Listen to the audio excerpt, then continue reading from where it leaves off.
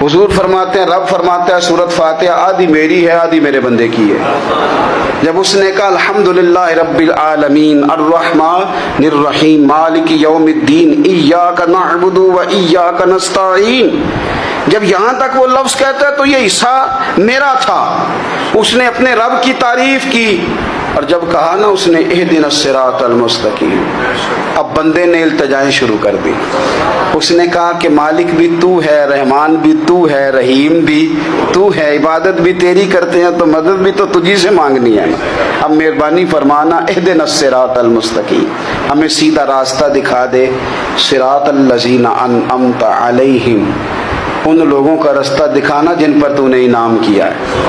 غیر المغضوب علیہم ولا الضالین، ان کے راستے پہ نہ چلانا جن پر تیرا غضب ہوا، جو گمراہ ہو گئے ان کے راستے۔ تو نماز میں جب ترجمے پر آپ کا غور ہوتا ہے تو آپ کا تو دل خود بخود